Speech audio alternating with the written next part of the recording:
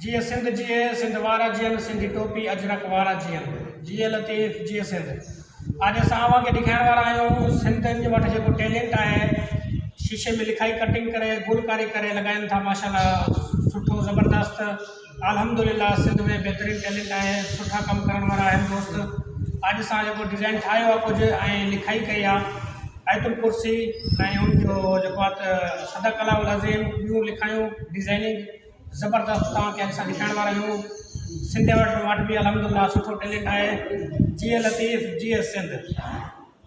दोस्तो ये जेको डिज़ाइन ठहियल आहे इहो शीशे में कटिंग करे तैयार कयो वियो आहे। असां तैयार कयो आहे बहितरीनु ज़बरदस्त माशाल्लाह शीशे में तैयार कयो आहे ज़बरदस्त।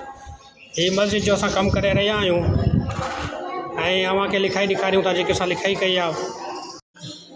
जीअं लतीफ़ जीअं सिंध सदक अलाउल अज़ीम लिखूं था।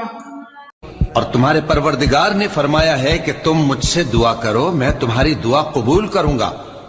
जो लोग मेरी इबादत से अज़राह तकब्बुर कतराते हैं अनकरीब जहन्नम में जलील होकर दाखिल होंगे। और ऐ पैगंबर जब तुमसे मेरे बंदे मेरे बारे में दरियाफ्त करें तो उन्हें मालूम हो कि मैं तो तुम्हारे पास ही हूँ। जब कोई पुकारने वाला मुझे पुकारता है तो मैं उसकी दुआ कबूल करता हूँ।